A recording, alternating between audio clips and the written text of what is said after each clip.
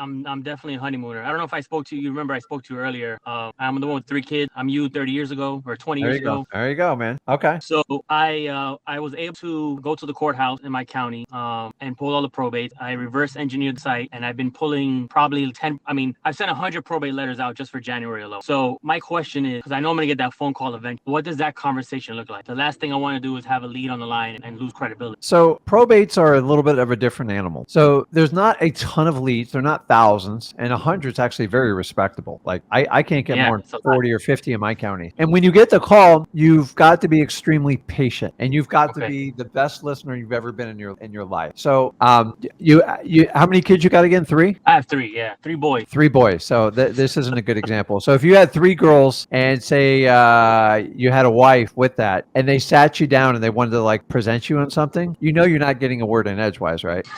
Well, I can So say this that is too with the how, boys. so listen, when my wife and my daughter say, listen, we need to talk to you, like I have to listen, like hyper focus, because I know I'm not getting a word in. And number two is they're just more advanced in like conversation and communication. So in Yep. probates, communication is the most important skill set you can have when it comes to it, because they're going to make the first impression on the phone. They're expecting you to be some sort of sharky scumbag when they call, and they're looking to write you off right in the first 30 seconds. So you have to do the opposite. So you just Right. kill them with kindness, and you let them lead the conversation, and you eventually try to bring it back to the house and their current situation. Some of them will tell you right out, hey, listen, my mom died. It sucks. It's bad. You can't go like, oh my God, I'm so, like you say, listen, my condolences. I know it's hard. Like, don't overdo it because you don't know them. It's fake. It's not going to be authentic. Okay. That makes And sense. let them talk till they wear out. They'll probably ask you some questions about you, and you just got to kind of put them at ease. So you just got to have a conversation with them, because the biggest mistake people make in probates, they try to qualify it like a regular cold call on like a FISBO, and they try to find Okay. their motivation off the bat. You already know what their motivation would be, so you don't really have to ask. You just got to see if the house is motivated and if their motivation level is high enough to engage in a deal with you. And so Okay. I have long conversations with probates. Why? Because I don't get a lot of calls. On average, we get 3 to 4 calls a month in probates, and we send out a lot more letters than you do. So when I get They that send out call, a a lot more. So when I get that call, or my team gets the call, we know it's gold. It's valuable, and if I can find a way to connect with them, and if they're slightly motivated, we'll probably put a deal together. And that's the secret. It's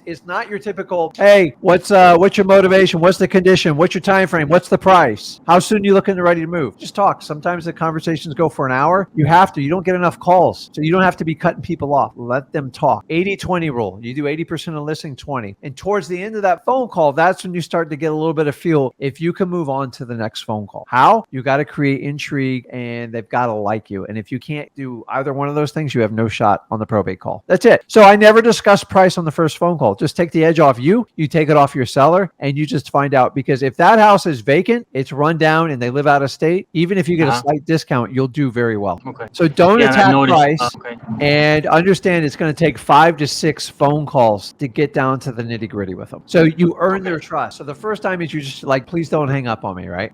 And you go, listen, Yeah. I'm a regular guy. I buy houses in the area. I drove by the house. I saw it. That's why I sent you the letter. And just start letting them talk. And you'll find the more they talk, they'll just qualify themselves. And it's more of a natural conversation. And that's all I do with probates. You got to have, it's got to be very natural. Listen, when you're cold calling and you're doing FISBOs and stuff like, it's a different conversation. Like, you got to get to the point. Probate's complete opposite. You just want to make them feel good, because the truth of the matter is, the more you can get a person talking, the more they're going to open up to you, and the more they're going to put their guard down for you. And they just want to make sure you're not taking advantage of them, and like, you're trustworthy. So get through that initial one and just have a long conversation with them. It's not uncommon to have 30, 40-minute conversations with them. If you only got 1 or 2 phone calls, why would you rush to get them off the phone? And that's why I tell people, you still got to make so I want to make progress on every phone call, and that's how I do probate. So instead of taking it down in one quick FISBO qualifying call, it might take 5 or 6 connections. The first time they're calling you, you've got to just get them not to hang up with you, and see if we can like dance a little bit. And once you crack a joke or get them to smile, and then once they give you their phone number, now you have permission to call them back. Now it's a wide open dialogue, and you can make progress in your negotiations with them. But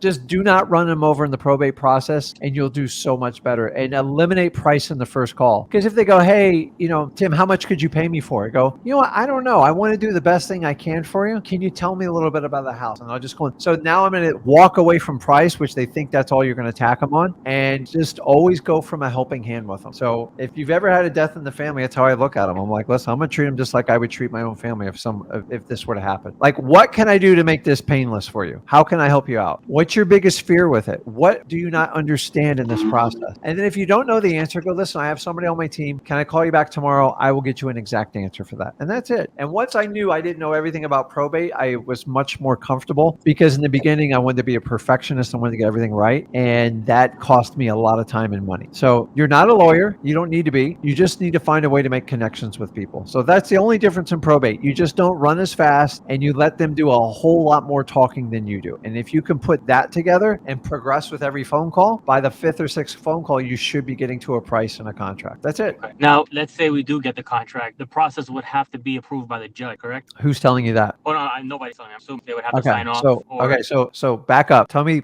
the 2 words you just said to me. Approved. No, you said I'm assuming. You can't do that in wholesaling. Okay. You just, guys, your assumptions of what people think they know on the internet, some crazy video like, hey, give me 10 grand and I'll show you how to do this. You're assuming they know everything. They don't. So a lot of people have this crazy notion that all probates, now they have to be signed off by a judge. That's what I meant. Do you understand what the court's role is in a probate? What their ultimate role is? To make sure that the assets are divvied up fully to the and they want to make sure they go to the correct authorized people. That's it. Exactly. The amount of assets, it's not up to the judge. The judge has no bearing on value unless it's some crazy probate deal and it's court ordered by some sort. Maybe there was some sort of crime or something committed. It would have to be crazy. But the only time I've ever been questioned by a judge was a house we were buying super cheap because the whole house was beyond trash. And all he ever asked me for, he goes, can you give me a detailed contractors to make sure this is for real? It was low. It was like 30 grand. I gave it to him. He's like, once he saw the first 2 pictures, he's like, that's fine. He just wants to make sure the